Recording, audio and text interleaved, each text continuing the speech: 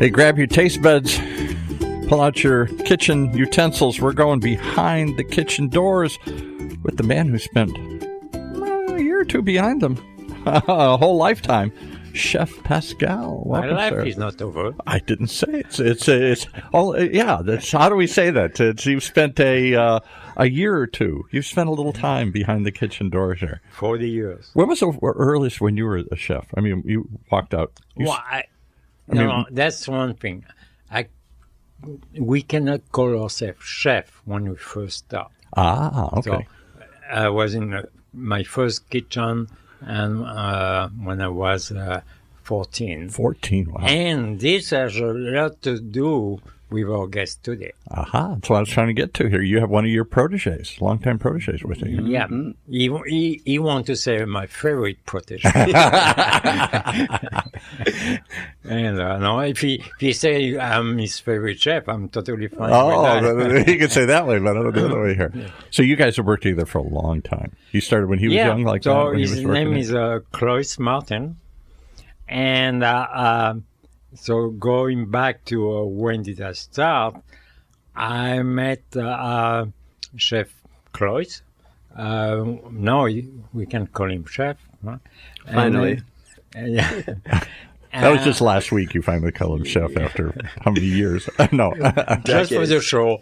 Yeah, right, just for the show. So I was doing some cooking demonstration in the local farm here, and a man who happened to be his dad came to me and said, my son is a very good cook. And he showed me one of the menus, he's always try to do something new, he's very creative, and that's so easy. Well, it's right there. He was like a kid. How old were you? Probably 13 or 14. 13 or 14, same thing, yeah. Right. So my demonstration was just to make a crepe, when you put the batter and then you turn the tea and then you make a round crepe. I said, well, come around. You think you're so smart. He never done that in his life before. And then, bam, he just nailed it. So, not bad. That's some talent. And so there was really his first cooking work with me. So later on, did you employ him then later on in a restaurant? I could not when he was 14. Yeah, clearly. As soon as he was legal age to work in Even though kitchen. you worked at 14 in France, so that's a different world. Yeah, France is different. But so and then from that, he could tell how creative and talented and passionate, a little bit passionate. Huh? Yeah. And then just a sprinkle. Yeah, and he came a long way, and we're going to talk about what he did in between and what he's still doing now. It's like his chef life like a dream life for young people who want to be in a business. And I would say he's a freelance. He controls what he wants to do, and he's not stuck at one place because he doesn't like to be stuck in one place, I guess. So. One of those. Yeah. Creative has to fly free here. Okay, all right. So on and off, Cloyce worked for me in a couple of kitchens, and also some catering and some special events and charity events, and he's very well recognized in the culinary world, not only locally, but even nationally. I can tell he still sees you as his mentor because he won't speak up. He's letting you talk and talk and talk. Let's bring him in. We're going to let him talk. Welcome. Well, thank you very much. It's a pleasure to be here. What was the journey like? Let's go through it from those days to these days. Yeah. Well, before we dive too deep, thanks for having me. My biggest supporters used to always say that I have a great face for radio. We'll find out. Okay, Paul, you're in trouble. That's why I'm getting here. But I guess you recorded too, so. You have a good voice for radio too. Oh, thank you very much. Yeah. Yeah. Well, So the journey Sounds like- as a kid, your dad walks up to a chef, a big chef, and says, "Here, I want to introduce you to my son." The chef says, "Okay, smart kid, try this." And he's like, "Oh, okay." And you keep in touch later on when you can. You're eager to go work, and you through the years have collaborated and worked with him, and now he calls you a chef. What's that it's like? been a beautiful journey. At the time, I was studying at the Orange County School of the Arts in their Culinary Arts and Hospitality Conservatory. And I think that's where a lot of the early foundational techniques started to take form. And after that program, my parents would come pick me up, again, still too young to drive, and would get down to the restaurant where chef would show me the classic French techniques. Now, at this point, I had a work permit. Everything was all perfect. And luckily, I had been in a couple kitchens before that, and had done a couple cooking competitions as well, but was very fortunate to have the structure and the classic French technique that Pascal so skillfully employs and has mastered to really build a foundational culinary, structure. And I think that is where I owe you, aside from all of the numerous opportunities, but owe you a massive amount of credit for the strength of the cooking technique, which has then allowed for all of these other beautiful opportunities to be executed well. So I'm sitting on the outside listening to this love fest here. I gotta interrupt one thing and throw in a question here, which I just thought of at this moment. But all the years I've been around, I don't know how to cook, but I love to eat. And I've met lots of chefs through not me. I don't know, but Paul, it's not too late. I can teach you think so? All right. Well, if you could, if anybody could, you probably could. Here's my question: you talk about foundational technique. Is French cooking in the Western world a foundation for all cooking, German cooking, or is everybody different? Italian cooking? What are you saying in Western Not even world? the Western world. Yeah, across the whole world. I'm the sorry. entire world. Yeah. The techniques of French cuisine are the basis for anything good. When you start to even look at, other cuisines, their foundation are based in French technique. You can still see the French influence in a lot of ways across the Mediterranean, in Vietnam, for example. Yeah. When you go in and you get a banh mi, what bread is that on? It's on a baguette, under which is a French pâté. Right. So even a tortilla can be considered as a crepe, And we just had somebody in who you knew on a previous show talking about Indian food, Indian cuisine, the Indian culture. And to me, that's about as foreign as I can taste. The spices and everything are so unique and different. But the techniques are very similar. That's what I'm getting They at. do a lot of braising meat, braised meat. Okay, that's what I'm getting at, yeah. And, if you can Google, our listener can Google Escoffier. Escoffier. Yeah. What? That was a famous school of cooking? No, famous Escoffier. chef. Yeah, he first was chef at the Savoy in London, and then became the chef and became the owner of the Ritz in Paris. Wow. And, the for Ritz us, in Paris, Hemingway, where Hemingway stayed and wrote, and the Ritz in Paris, But that was a little bit after, but Escoffier is really the founder of the French techniques and the creator of a cuisine brigade, how to organize a brigade. Right. So what would those, give me a sample, what would some of those techniques be? Braising? What would you learn if you studied under a great French chef following what Escoffier started those many years ago? What would you learn? What techniques are we talking about here? Let's see. quite notably attributed to the era would be the mother sauces, the 5 sauces that have produced the foundation of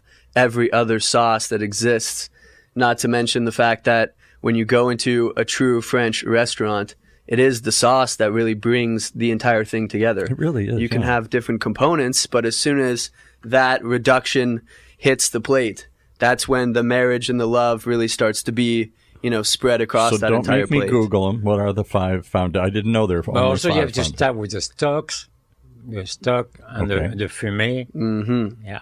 Consommes, all of these techniques that then produce the sauces. You have sauce hollandaise, which is what I'd say hollandaise. Hollandaise, yes. American mispronunciation. Okay. Correct. From which you have many, many favorites, Béarnaise being probably among the most well-known derivatives. Then you have sauce Put that on espagnole. steaks. So hollandaise put it on is anything. it's an emulsion. Right, hollandaise, egg like on an eggs Benedict or something. Yeah. Exactly. Okay. Which can be used in a number of ways, classically on a Benedict, but over a lobster, on a cold poached asparagus, with a steak, great. Yeah. All right, so that's one. I recognize that one. Okay, then you have velouté. That one I've even never heard of. Velouté, typically made with a chicken stock, a reduction of the jus. That one's classically served with, quite a few different meats and vegetables. Honestly, that's a diverse one. But it's chicken stock. It's chicken stock. Typically, but now things have expanded to be where you can kind of call anything a velouté if the technique is followed. But the best one, you have to thicken it.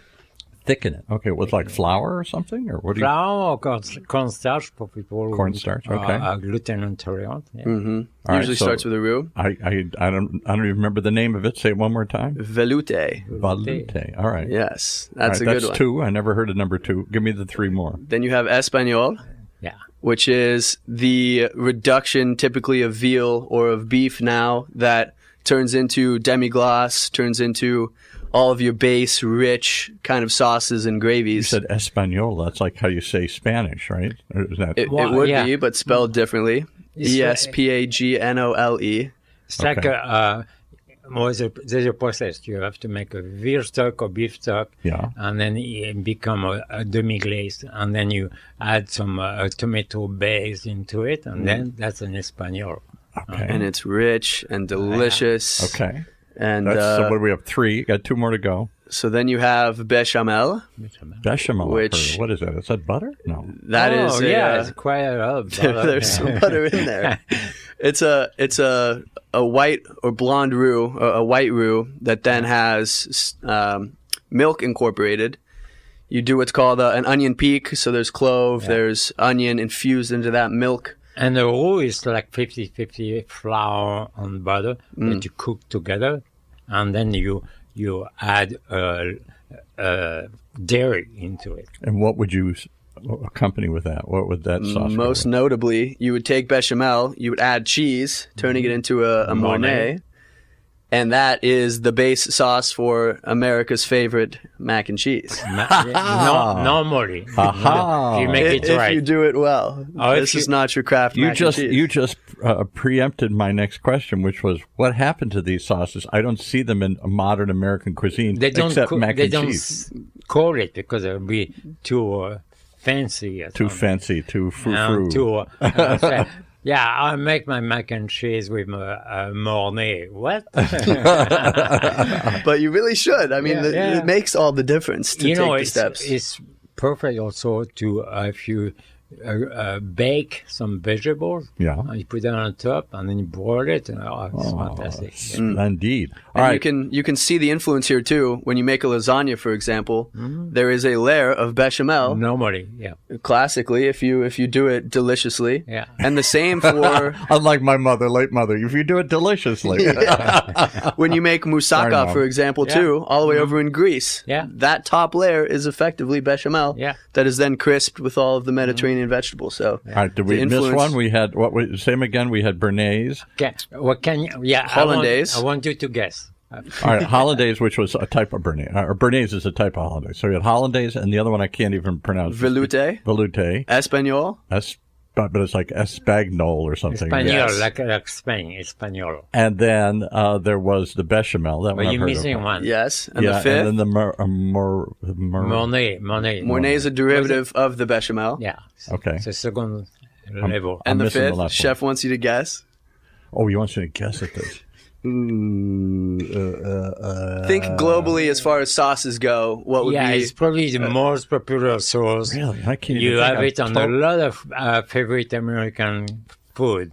And tomato sauce or something? Yeah, bingo. Sauce tomate. Sauce tomate. Yeah. Okay. Yeah, because when in doubt, put a tomato sauce on something, spaghetti or meat or chicken cacciatore or whatever. You can do a lot to start with tomato sauce. You can do some others with that, And so All credit for the Italian, but it's a French sauce. Yeah. Drives them nuts to think about. So if you go back far enough, hundreds of years, were these all derivatives of things that people did in their homes in France, and then Escoffier sort of standardized this and turned it into a school of cooking, or is that saying too much, or did he just bring it together? Escoffier was the extreme fancy version food. of it, right. At home, you do whatever you have. Right. If you have a farm, you make a sauce with egg yolk. If you have some chance to have some cream because you have cows, and then you make your own cream and you make a cream sauce. So really, the location and the access to the product. That was Escoffier kind of the first famous chef of all kinds? Because I don't know if in the 1800s there were famous. There was somebody who might be famous because he cooked for the king or something, but there wasn't schools of culinary of cuisines of styles of cooking. I don't think, or maybe I'm just. He was a pioneer. He was a pioneer. When did he live? What years roughly? Did he live in the 1900s, the 1800s? 1800. Just a couple years before us. All right, okay. But he notably gave structure to the kitchen environment, which That's what I was looking was for. very important. That's He the took the structure of the military and then applied it to a kitchen. So when chef says something, chef is the general. You don't say anything but we chef. Or you suffer the possibility of having a baguette thrown at your head. Yeah. And like the cap chef, we used to come in here, we chef.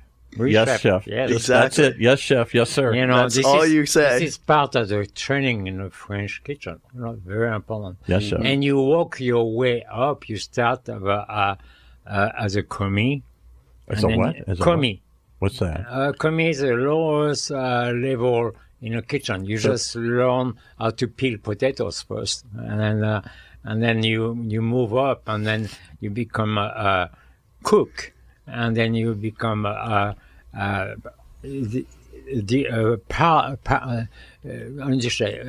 chef de partie.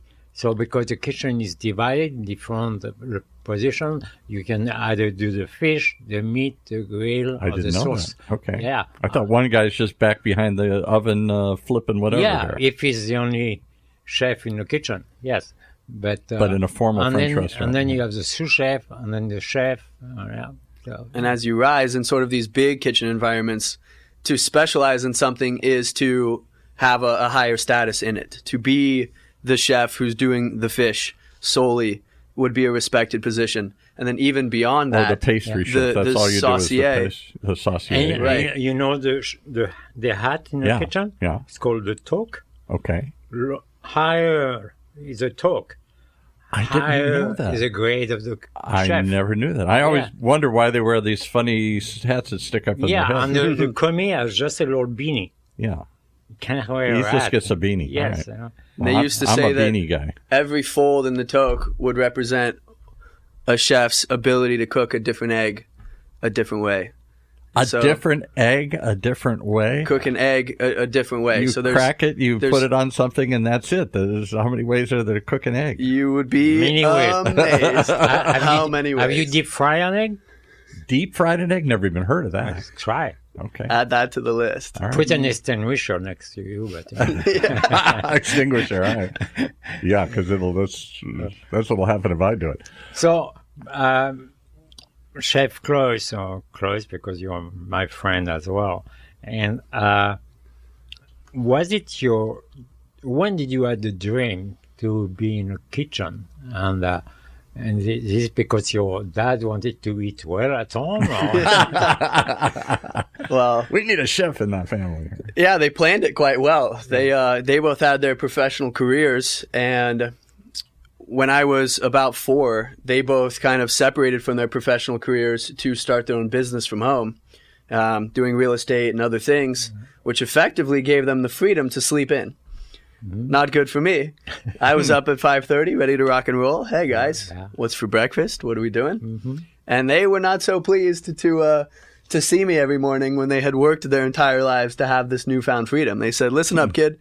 You go back to sleep. We'll do breakfast in a few hours."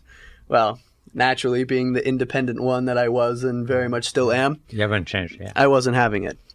I went down, little butter in a bowl, made myself a microwaved egg frittata.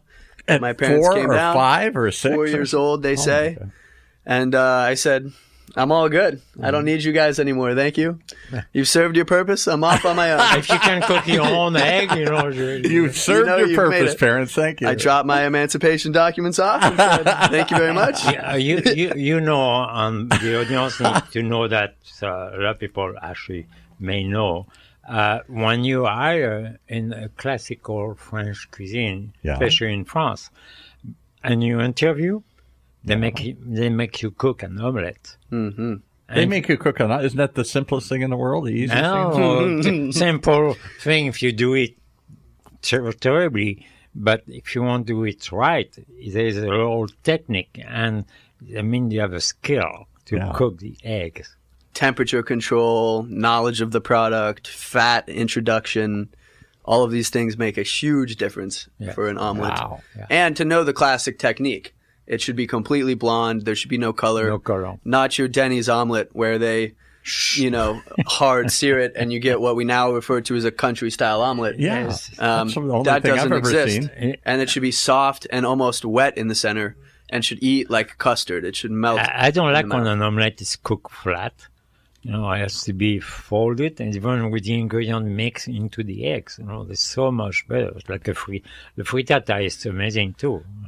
You guys should have eaten where I ate in the Midwest. You got what it was. It all looked like Denny's food. It all looked like frozen fast food here. Well, not to say that we grew up spoiled necessarily, but with an understanding of different technique, I guess, is just kind of opens your eyes to what could be, or perhaps what even should be. Yeah. But you're saying this technique would carry into if I went into an Indian restaurant, which to me is the most exotic cuisine I can think of, and spices and things I just never tasted, have really no understanding of. Or Greek is pretty different, or Thai, or any of those. If I went into these techniques, would still hold up and hold true. Well, yeah, but also even though the ingredients would change, flavors, seasoning are different. The French are more settled and just more precise taste, not too complex. I'm going to put a challenge to you guys. So the last woman came in, you knew her name. She was talking about, she was on the Hispanic Chamber show, but she was talking about some Indian cultural events. She joined the Hispanic Chamber to promote cross-cultural connections here. And she said this is chaat masala. Have you ever heard of that spice? Masala, yeah. Yes. And she says it's for fruit salads and tandoori meats. Mm-hmm. Mm-hmm. Masala chicken is one of the standard Masala Italian chicken, I've heard of cuisine. that. Yeah, Okay. yeah. It's really good. Did you test it? I didn't.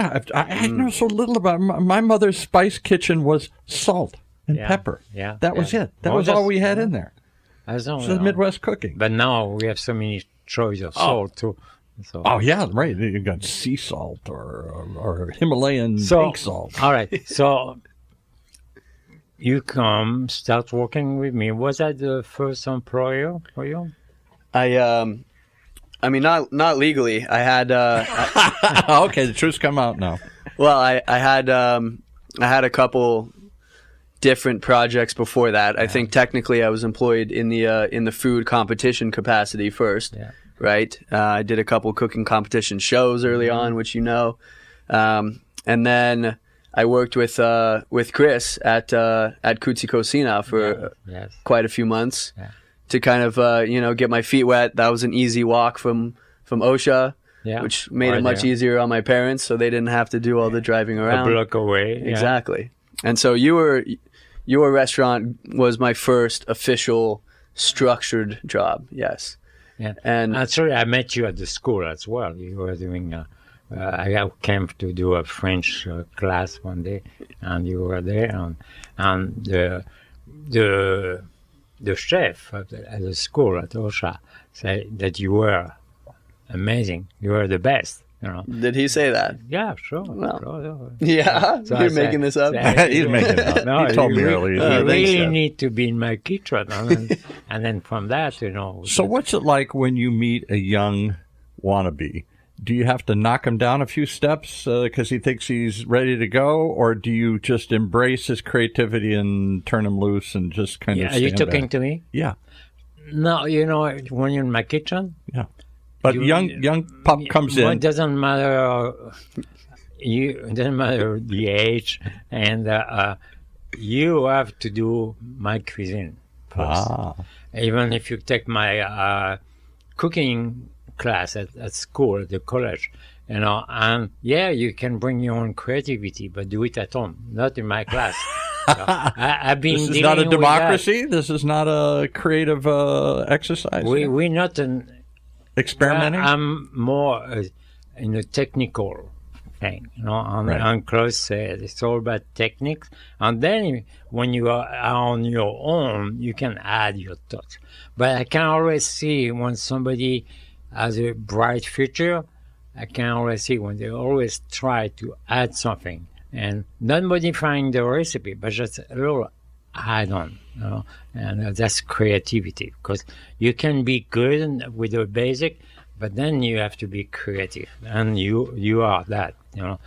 And so I want to talk about you love not just social media, but you know you love media. Period. You like to be on. He's a media personality. This new wave of chefs. Cooking show, yeah, TV cooking competition, and you know it's been on the national TV. Can you talk about that? Definitely. So, the timing of all of the food things kind of happened a little backwards, to be honest with you. The perception of a TV chef is not necessarily one that garners respect for having, you know, succeeded in the food world first. Mm-hmm. Rather, when you look at someone like Gordon Ramsay, who achieved multiple Michelin stars and then expanded into his media after that, you know, there's a respect element there. But it happened suchly that I had my first TV job before I even had met you. And so we had that kind of element, and I never wanted to be known as a TV chef. I never wanted to, you know, misrepresent my interest in being a part of the core chef community in doing the work. Was there a competition? The first one was. Yeah. Did you win? Many times. So what are we talking about? So that's Man vs. Child Chef Showdown. Yeah. Man versus Child. Yes. Okay. So they had to add that little Chef Showdown there at the end just for legal reasons, or they'd get the wrong kind of viewers. So Man versus Child. Uh-oh. That's where they started, and then they said, "Oh, we better throw in a little. What is this?" This was on what? Cable or network or what? So it was on FYI, Lifetime, and Lifetime Asia. So I think at one point we had our faces on a bus driving through Shanghai. Wow. And someone said, "Hey, look at this." Like, that's pretty funny. How old were you? When we filmed the pilot, I was 12. We filmed first season when I was 13, right around the time I was going into culinary school. And then you were famous before you even really knew how to cook. I really try not to use the F word for any reason at all. Famous? Okay. Exactly. I never had my face on a billboard. I'm as famous as Chef has been locally, and people come up all the time and fawn over him. Did you have your face on a billboard ever here in Orange County? He's had his face on many publications. Publications, yes, but I mean, but that I have my own portrait in museum. Well, that I know he is somebody famous. He's kind of a big deal. I know you're a big deal. I'm just saying. I don't need to be on the billboard. But to be a big deal when you were cooking did not entail being on television and media. It has changed now. No, it did. But even though, in early 90s, I was on Oprah, and you were? yeah. Okay, wow. So I didn't know that. It was. Start Continue to to be amaze me. nationwide recognized. Well, that's pretty cool. I didn't know that. Yeah, and I was crazy because I created a French cuisine diet. And she said, that seems like a oxymoron, two things that don't fit together. That's exactly what she said. And she was very interested. Said, what do you serve? It's a French diet. So anyway, so now you keep on going on other shows. And I have to say, Chef Cloyce goes everywhere. So if he's not here, that means he's in the middle of an ocean. Or on a private yacht. Chateau yacht or other yacht. Or he's flying to another country. Is it still ongoing? It is, definitely. I think, media now for me has been used to capitalize on networking opportunities and these sorts of, chances to interact with the broader community and to share my love of cuisine with more people. And then also subsequently hoping to inspire some young people as well to see the path. And I know there's an allure to this sort of luxury, overtone of the yachts and the helicopters and the private jets and this is the world of private travel, chefs that right? I've only heard about. Yeah, I was always worried. His parents were worried also. Said, "What is he doing on a yacht for several days or a couple of weeks?" Smuggling in drugs or something. I don't know. Something like that. Smuggling in saffron. Actually, he ended up to be on a TV show film on a yacht with a lot of interaction between the guests. Interaction. That's a clever way to say beautiful girls. That is a nice way to say that. All right. So, are you allowed to say have you cooked for celebrities or just rich people, or are we allowed to drop any names, or is it all hush hush here? Many celebrities. I think one notably we didn't sign an NDA for. Chef and I, he had me cooking with him when we cooked for Kurt Russell. Yeah. At what was that? The Illumination Foundation, I believe. How cool is that? Kurt Russell, Goldie Hawn's husband. He loves good food, and he has a good winery as well. I didn't know that. Okay, Yeah, all right. indeed. Kurt Russell, very famous actor. Quite a few other names. I'm trying to go back in my mind and see which ones I can legally discuss. I cooked for Beyonce's father. No NDA for that one. Yeah. That was a fun one. But they do make you sign non-disclosures for some of these. And Some of them do. Some of the boats themselves have a non-disclosure, which just covers clients across the board. So do you get hired by the yacht charter, or do you get hired by the celebrity who saw you and reaches out and says, I'm curious how they find you. How do they know? They've seen your name, whatever, but how do I hire you? Do I just Google your name? Do I get recommended, or does you develop a relationship with the charter company? Yeah, both are possible. So, I mean, some people will contact me through my website and say, hey, we saw this or whatever, and we're doing something in the Hamptons. Can we fly you out? Yeah, sure. In the Hamptons. What's your website?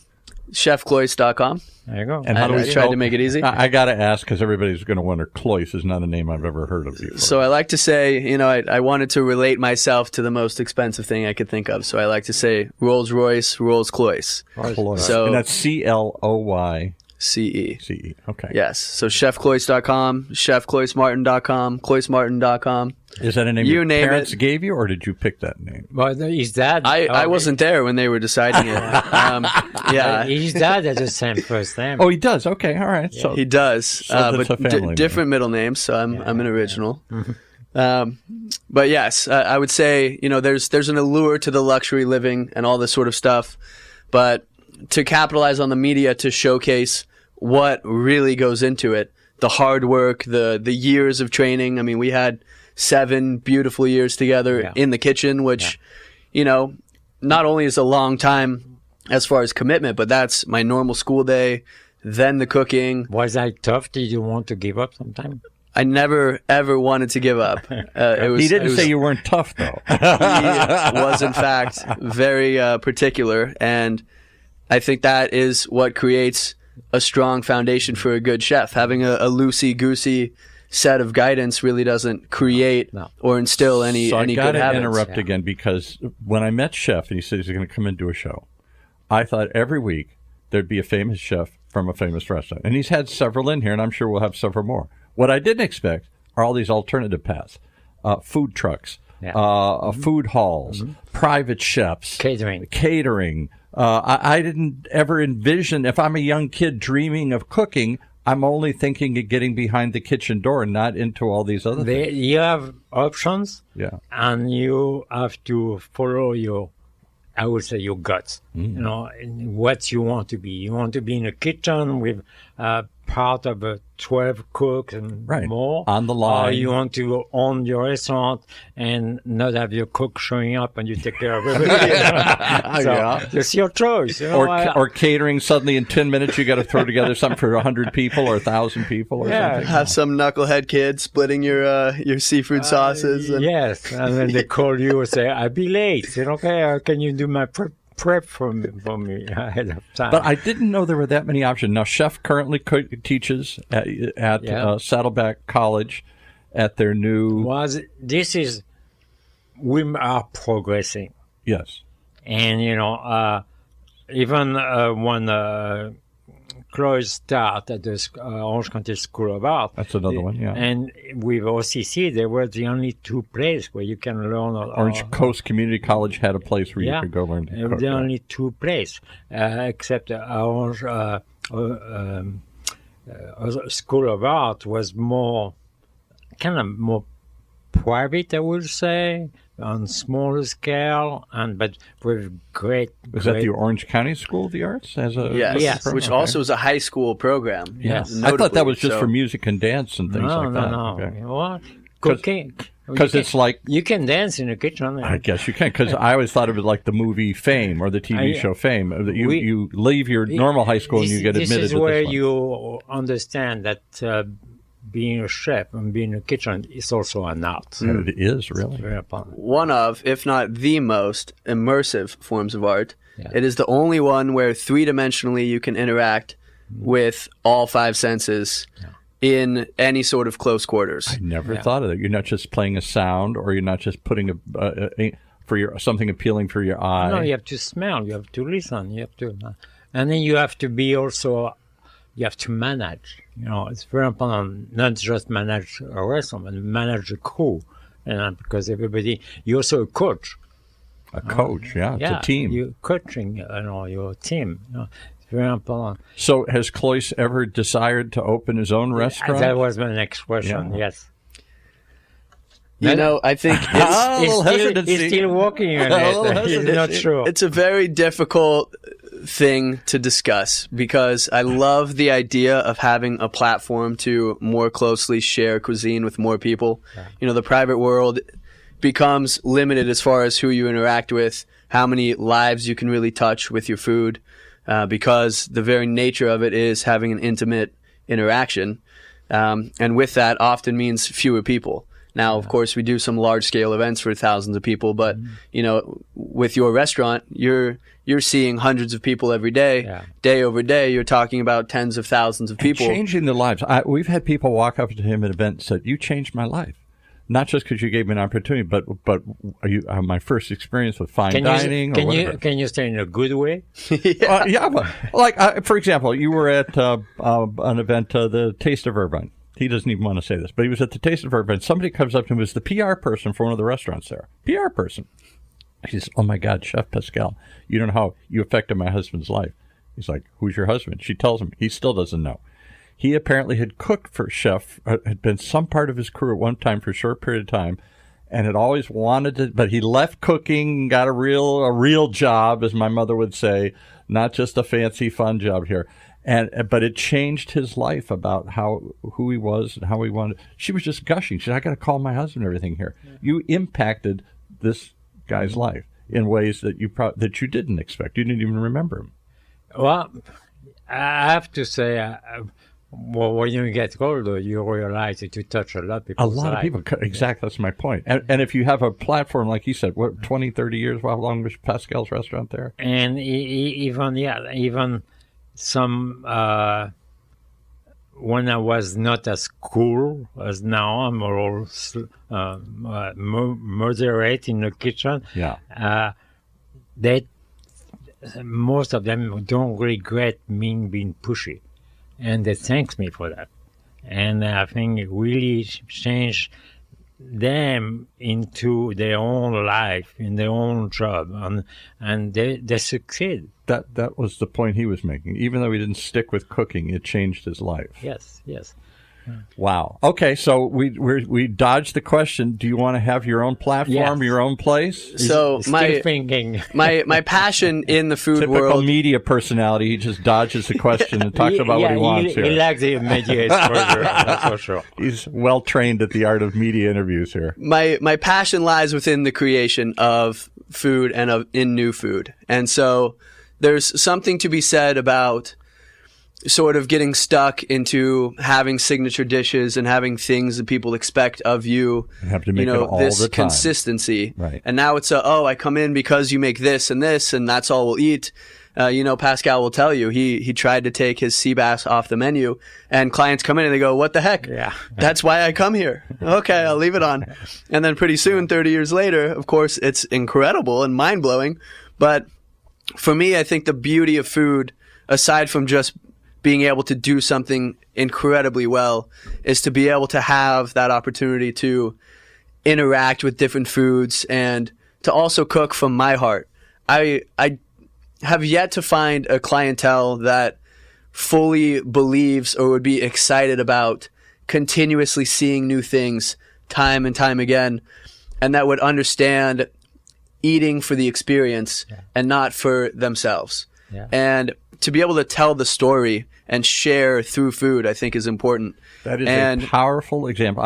All my friends say, "What's your favorite restaurant?" I say, "The one I haven't been to yet." I'm always want to try something different. Exactly. And that seems to be a rare quality. Most people want predictability. Mom's food, comfort food, the same thing, the sea bass at Pascal's or whatever. And it is very good. If you haven't had it, you should make him cook it for you at some point. It should be on your bucket list. Somebody It really should be. I'm going to go down that rabbit hole for a moment because who was the guy from Long Beach that was in here? Oh, Paul Buchanan.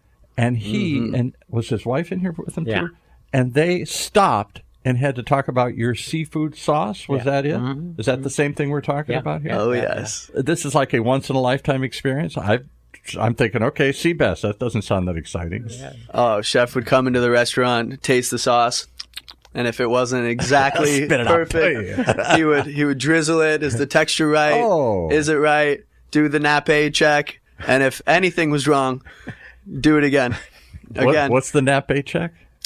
Nappe means that your sauce has reduced to a point of desired thickness, and so you will coat the back of a spoon, and you should be able to leave a line of your finger through the sauce without... It shouldn't all goop together. And then the traduction of nappe is when you take a spoon, you put it on the top of a fish or on top of vegetables. You should just have a thin layer covering. Not a big, thick, That's not nappe. like ketchup. You just don't coat it and cover it. You or know, something. nappe, I mean, you put the A napkin. tablecloth as nappe, so you cover the table. Is that where they come up with napkin and that kind of word? Must be some nappe, relation. of course. I'm sure it's a derivative. All right, so I'm hearing as much as he'd like to reach a bigger audience, he doesn't want to do the same gig every day. I think if there was a restaurant environment where I could confidently serve whatever felt right that day, whatever was in season, that I certainly would love to share that element of myself with people. And you've done that. You've done some pop-up. A few at your restaurant and a few around the country. And I think that's a nice way to bridge the gap. Everybody, a pop-up is like if we have a kitchen available in our restaurant that has been closed or whatever, you take over and you do 1 or 2 nights of a special dinner. Right. Mm-hmm. And a prefix and 5, 6, 10 course. Just for that moment, and then it evaporates and disappears. And then you never see it ever again. So, and there's a beauty in that. Years ago, we had on another show, I had a guy who was a private chef. I don't think he had your pedigree or your passion, or what, I'm just guessing. This is like he just fell into being a private chef. And he said the challenge was they want him to do everything. This week, I want you to do Mongolian. The next week, I want you to do classic French. Next week, I want you to do barbecue. And he said, I don't know everything. So he'd have to, do you just go get a book and look it up? Or do you bring an interpretation? Or do you have to have a big repertoire of a million things you can pull out of your hat? Well, how does that work? A big repertoire helps for sure. This is where the foundational technique really starts to shine. This is like understanding the chords of a guitar or the bass keys of a piano.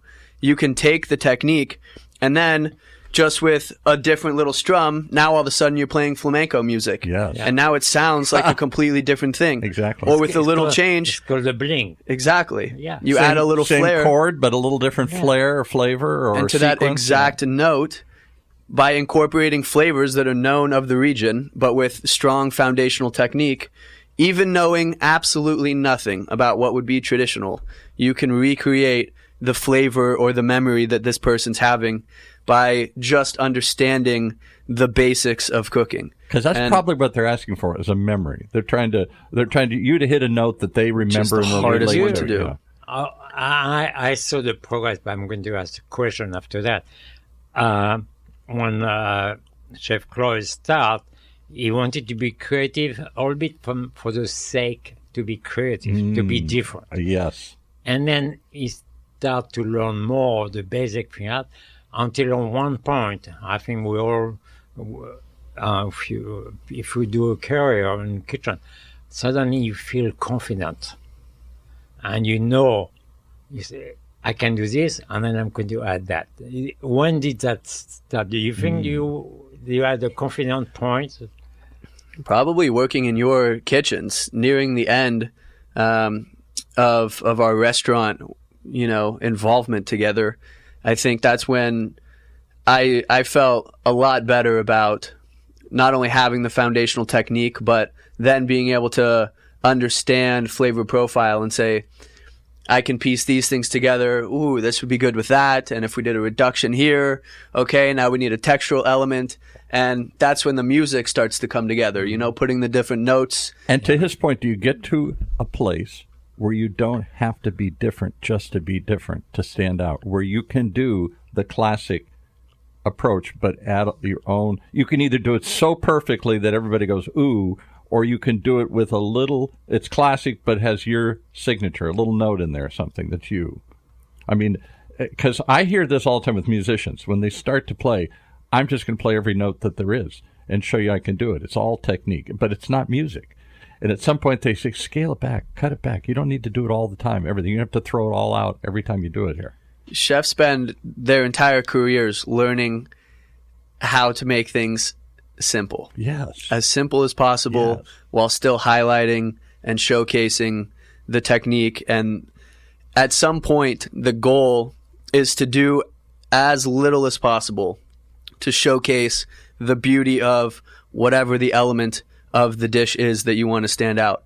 To do as little as you need to for that sea bass to be buttery, soft, custardy, and to enjoy that product and say, hey, this is fresh, wild-caught fish.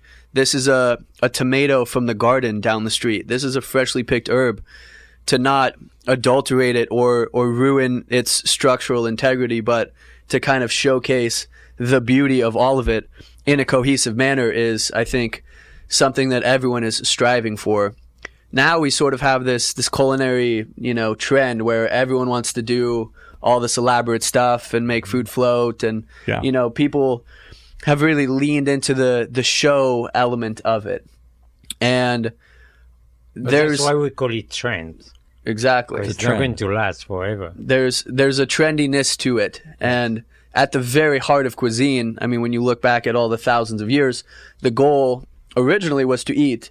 And there's sort of a middle ground of eating well, and then kind of all of the chaos and the noise, which admittedly can be fun. I like some of that extra element, some of the incorporation of things that are a bit bizarre or unknown. But to do it with respect, they do all sorts of crazy things just to put on a big show. If I can add,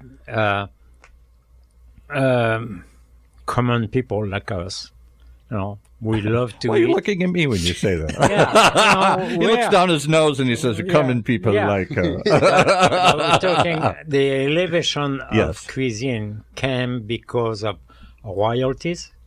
Yes, royalty, right. And jars. The jars used to want to have the best food, and they're the best chef in the world. And so they elevate the kitchen skill of it wasn't accessible to the ordinary human. Exactly. Right. But now it's more accessible, and and you're so accessible. You can do it at home. I mean, they have these food channels and stuff where they show you how to do this stuff here. You can experience what you could only dream of at Escoffier, at the Ritz in Paris at one point in time here. I have to completely agree with what you're saying. I relate to it in music, and I'm a big jazz fan. The great Miles Davis, who was one of the pioneers, changed jazz in many ways. He used to say, "It's not the notes you play, it's the notes you don't play." Yeah. In other words, don't give me everything you got. Yeah. You got to choose once in a while. Which ones do I choose to accent, and which ones do I choose not to? I could throw another 50 notes in there, but I'm going to choose not to. Also, it's like an artist that paints. Yeah. Some artists see a light here. Some other artists are going to see the reflection of the light and the shadows. So it's like each artist has their own touch and vision. And that's why, the beauty of art, just because you have a million colors doesn't mean you have to use all of them. Yeah. Exactly. Yeah, more technique, more ingredients doesn't necessarily help. Oftentimes, actually, at some point, starts to detract. You lose the core value of whatever story you were hoping to tell. Flavor. That's my common complaint. I go to these really fancy restaurants, more so a few years ago in the 80s and 90s, California cuisine. It was how many things could you add? And at some point, I'm like, what am I eating? I don't even taste. That's chicken. It is? I don't taste any chicken in there. I'm sure Chef Cloyce will remember when we cook in my kitchen, a piece of fish, a piece of meat, and you have a rest time before you finish the plate. Okay. So you let it rest. And what I do when you let it rest, with the dripping, I put it back in the sauce. Mm-hmm. Because, it was inside a piece of meat, inside a piece of fish. You don't want that to go to waste. You put it back together. This is where it belongs, So you're saying you don't just drain it off and get rid of that? No, not at all. Because it's resting? Take get rid of that goo. A little pad. We didn't waste anything. I mean, the bottoms of vegetables went into a stock. The tops went into a salad.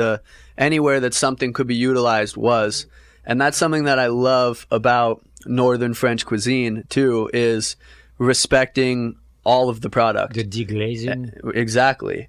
To take all the flavor, but to take all the life force of the vegetables or the proteins that you're using. The life force? Yeah, when There's you really a life force in a carrot. Yeah, when you really start to think about it, there certainly is. I mean, that's a life that we've just murdered, ripped out of the ground, taken from its home and its sisters and brothers. It's a gift of nature. Exactly. Yes. Wow, you guys are really deep into this thing here. It's a carrot. You pull it out, you chop it up. It is, but even the tops of a carrot have, their own personality and their own story to tell. Nothing better that you walk in Florian, the carrots are ready. You just pick it up, you wipe it, you eat it. Same with your radish. That's true. I haven't had that experience very often because I have to go to a supermarket and pull it off the shelf. That's the only way I experience a carrot. When I was starting at 12, my walk from school to home was about 3 miles, 4 miles. I had to go on the side through some community gardens and sneak out some of the radishes so I can chew them before I go home. So, have you ever met, I'm sure you know Bill Bracken's Kitchen? He's been here numerous times. And he said that same thing in Texas or wherever. I think it was Texas he grew up, someplace like that.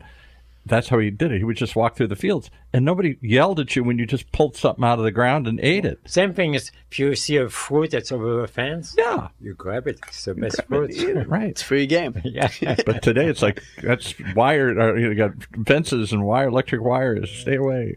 So, all right. Okay, let's see. Last couple minutes. Last question. The vision. You're not ready. Well, you'll be ready if you wanted to. If you want to open a restaurant, what kind of cuisine you would love to offer? What's the overall palette that you're going to be playing with? French, Mediterranean, modern American, So Greek? difficult. My ideal situation would be an underground speakeasy jazz club. I love jazz music. I love swing dancing. You can come back anytime. I love that. All right. Well, thank you. So it would be more of a night. It would be a swanky tapas style menu that would be a base of foundational French cuisine, some modern American influence. Tapas being like little finger food. Will you have Right, little plates. I want people to eat with the intention of enjoying multiple things. I think I love to eat to fill up and just sit with a big bowl of spaghetti and meatballs, which the Italians will tell you isn't even Italian, is, I think, not the way life is meant to be lived. We're at a point now where you can enjoy different flavors, and to sit and eat a nice, beautiful duck breast and then have a Tornado Rossini and then sit and eat something perhaps with a little Spanish influence and taste the fiddlehead ferns for the 2 weeks that they're in season. I think that has grown, but I still think that's a minority. I still think people want volume and they want predictability. I hope to change this mentality in people and be a part of that movement, because that's where the food world will really start to make a long-term impact on people, on diet. You know, I think people are not eating healthy on average. I think Paul, you go, I see kind of a clubbing type of, a little darker room. Yeah, speakeasies. There's a whole movement towards these old 20s. You knock on a door, and it's behind a bathroom, and you open it up. I love it. It's better than private. It's sneaky. You got to find it. You have to be recognized. Yeah. But before you really vision your food, because there's not much bright light, you can smell the food before you see it. Because you're in a dark atmosphere, you can't really see it. And that's... So you sense it before you taste it. So wake up and just say, hey, I'm going to eat something great. You're getting me thinking here. So I know we're wrapping up soon. Just to give all proper accolades. Well, first a quick story. When I first started in the restaurant, I was learning how to make Chef's famous Lyonnaise salad, a Dijon vinaigrette, butter lettuce, bacon lardon, and then topped with a poached egg. And just to give you an idea of how he runs the kitchen and how that sort of strict, but, carefully thought out structure was, he said, hey, Cloyce, how long on the Lyonnaise salad, right? Trying to decide how long he had to make his salad. I said, 30 seconds, chef. And so he said 30, 29, 28, 27. He took it literally. And boy, did the heart rate start going. It was 6 seconds left, salad up on the pass, we call it. And he said he went over, looked at the egg, made sure it was poached right, gave me a little head nod, and then off he went and never did that again. Thank God. So it wasn't just a minute or two. Yeah. It was a test. Yeah. Does this kid have any idea what's going on? Luckily, I passed it. And at this point, also, mind you, I was still quite young. I also got my driver's license later than, I could have.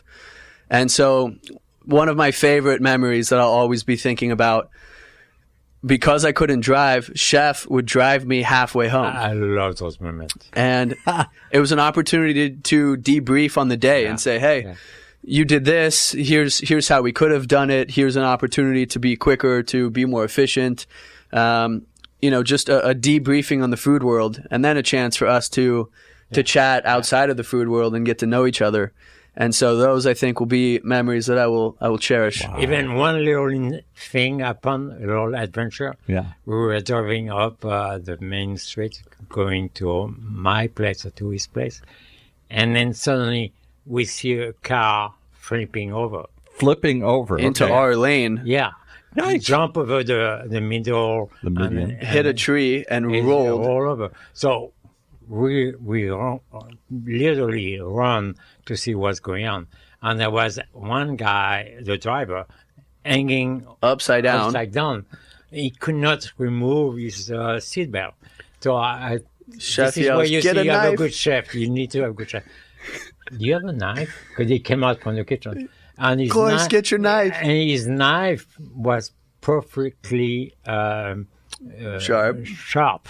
And then I take the knife and then And then the guy said, "Thank you." That's like something out of a movie. Hands me the Come knife. on, that hands me didn't the happen. knife as the police officers are showing up. So Yeah. now me, I'm what, 15, 16, standing there holding an 8-inch chef's knife in my hand as these police officers are walking by. That alone would cause questions. I was like, and, oh, God. handcuffs and interrogations. Yeah, right.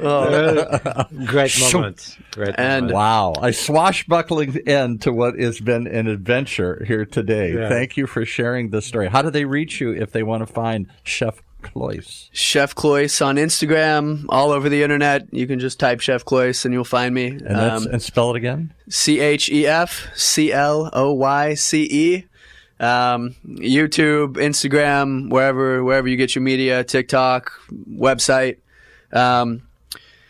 So yes. back and tell more stories, and I want to hear the story of the speakeasy you're going to open someday here. So I want to wrap up with two words, maybe Okay. 3. Maybe 4. Cooking with chefs that respect the cuisine and things like that. It's not just cooking. It's an adventure. That's what I sense here today. And keep it going. And I'm sure your adventure is not over yet. Ever evolving. And an adventure never ends. Indeed. Ends. And it's been beautiful, Chef. I can't wait to read your memoir. Oh, yeah. I'll write it soon. I'll get started. I want to read Chef because he just casually said to me today, that he was on with Oprah. I never heard that. And one day he said, "Oh, and of course I cook for Brigitte Bardot." I'm like the sexiest woman alive in the '60s. Here he cooked. Oh, I cooked for Brigitte Bardot. I'll never forget that one. Here. You should write one, Chef. I would like to read it. He has many stories. I'll bet. He sent me to France to cook with his mother.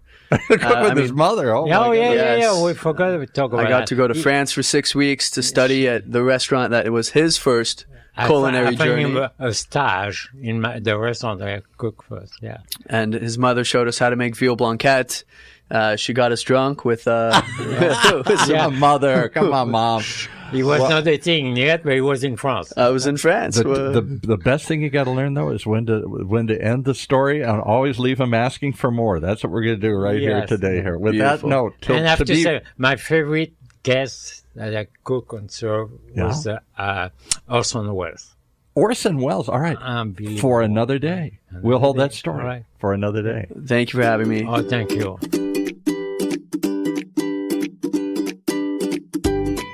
The mystery, the adventure. What happens behind the kitchen doors? Come back and learn more with Chef Pascal right here in Orange County's only community radio station, OCTalkRadio. Cooking every day from our studios here at the University of California, Irvine Beale Applied Innovation Center.